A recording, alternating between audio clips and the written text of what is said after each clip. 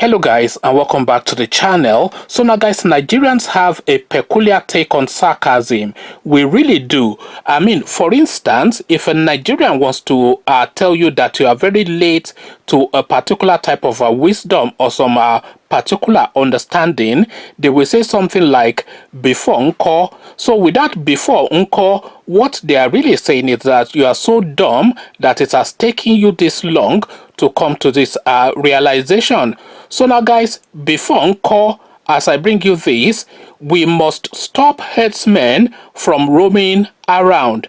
A headline attributed to Malam Buhari's spokesman. So effectively, Malam Buhari saying this. So Garba Shehu is the name attached to this statement. So before encore is really the only answer to give to that, before encore, because before encore, when these herdsmen are roaming all around the streets of the southwest, killing and maiming and shooting and raping, and you are now 5 years, 10 years into this particular relentless assault on especially the southern regions of the country, you have now come to the realization that these herdsmen now should not be rolling cattle on the street.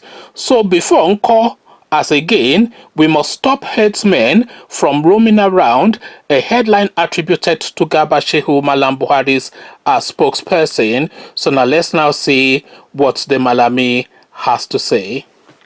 The Senior Special Assistant on Media and Publicity to President Muhammadu Buhari, Garba Shehu, has insisted that to curb the incessant cases of herdsmen and farmer clashes in Nigeria, everything must be done to stop the herdsmen from roaming around the country. Shehu, whilst appearing on Channel's television program Sunrise on Tuesday, December the 22nd, said taking such measures would stem the frequent clashes.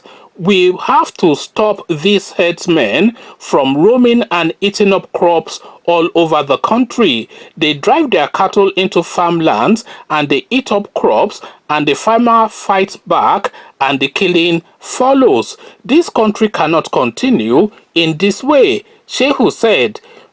Blaming the roaming of the herdsmen on the drying up of grazing lands in the northern parts of the country, Shehu said the encroachment by the desert leading to the drying up of a lot of grazing lands in the northmost parts of the country have put pressure on the herders who are looking southwards for green grass so their cattle will eat and also have water to drink. It is a global climate change situation which is unfortunate, considering what has happened around Lake Chad Basin itself, drying up about only 10% of its original size. Shehu commended governors in the north central states and said they have done well by coming together to solve the problem of grazing. So before encore is really the only thing to say in response to this, because of course, you say they have no grazing lands in their region, and we totally disagree. Of course, the entirety of our Sambisa forest, which is almost the size of the entirety of the southern part, certainly bigger than Yoruba land, the entirety of Sambisa forest is greenery and water. So the Kaduna state was also boasting that they have vast enough lands to accommodate the entirety of all of the herdsmen and still have over 80% of the land to spare. So there's a lot of fertile land in the northern parts of the country. So this idea now that they have to look southwards for grazing land is a misnomer, a complete misdirection, of course, and an obfuscation of the facts. The fact is, these herders, these Fulani herders, imagine, for instance, a Fulani man is rolling his cattle all the way from Niger Republic to Ondo State, saying that he's looking for green land. Is there no green land now between Niger Republic and Ondo State?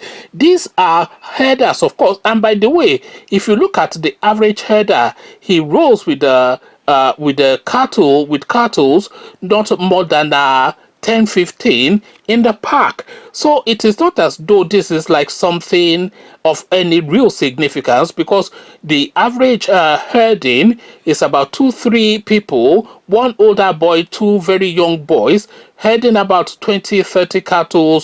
Yeah, that's even too much. Maybe about 20 at the most cattle all over the southern parts of the country.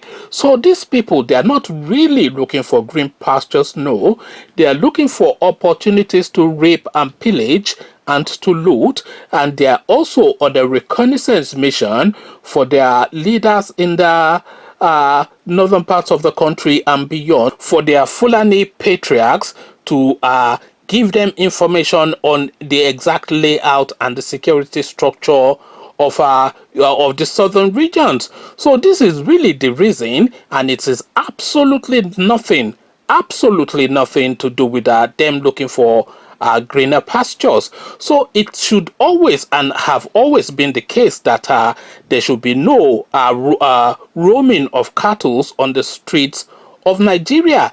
Imagine, for instance, and if you Google it now, if you YouTube it now, you will see it immediately. Imagine, for instance, instances where in Abuja, which is like an international city now, because that is where all of the business in Nigeria takes place, and because of the vast wealth that Nigeria has, there's an a strong international presence in Abuja. So imagine, for instance, now on a major road in Abuja, and this happens not even on a daily basis, but on an hourly basis, on a major road in Abuja, suddenly traffic will come to a halt. And when you look at the reason why the traffic is halting, it's just some rascally 5, 10, 15-year-old Fulani card rolling about 10-15 cattle just strolling casually along the highway. And because of course their daddy is in charge and has told us that this has always been their tradition, therefore he has the lay of the land and is asserting his dominion. So when that Fulani boy is rolling the cattle on a major road, disrupting traffic, he is not doing it to look for grazing land. No, he is doing it to assert his dominion over that space and to intimidate. That is really the thing. When they are rolling cattle all over the streets of Lagos, which anybody that lives in Lagos will tell you that this is something that happens frequently. When they are rolling cattle over the streets of Lagos, there is no greenery in the entirety of Lagos.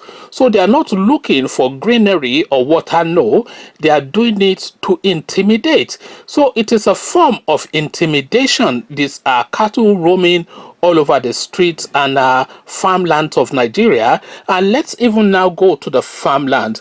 Why would it be the case that you, as a farmer in Plateau, in Ondo, in Umahia, wherever, you have labored hard on your ancestral farm to plant that cassava, to plant that yam, to plant that corn, etc., and when it's now coming to harvest time, that 5-6 million naira that you have put in that place, looking to take 10-15 million out to insulate your life, to insulate you from poverty, suddenly you come to that farm and you see some casual, arrogant Fulani boy with about 10-15 cattle all over that land, eating up all of the labors that you have invested both time and money in, and just casually just eating it up. And you say, what is going on there? And he looks at you arrogantly and he looks away and his cows just carry on.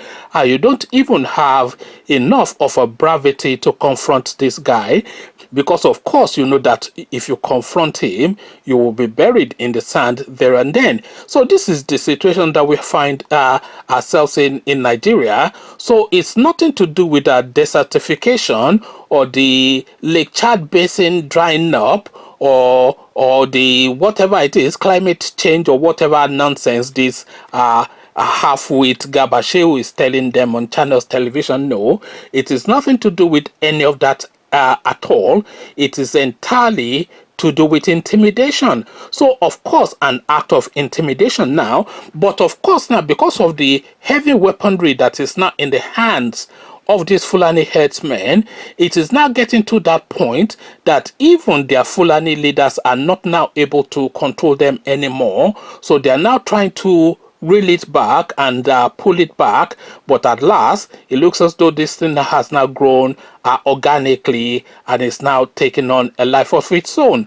Conversations in the comment section before encore is really what we're saying to this half wit, half measure that is being said by this complete clown. This is the guy that was telling us that only 10 people were kidnapped from Kankara when the headmaster of the school that the kidnapping took place told us that 344 boys were taken from the school. So dismiss him and disregard him. But then, of course, what he's saying, of course, is the topic of discussion. This is what I'm inviting opinions on. Come share thoughts about all this with me in the comment section. But before you come share those thoughts, click on the red subscribe button so it turns gray. Bell button notifies you every time I drop a new video. Click on like as well because that helps with the YouTube algorithm. Once you've done all the clickings, come join me then. Before encore is what I'm saying. What are you saying? So come join me in the comment section. Let's progress this conversation. So I'll leave you here.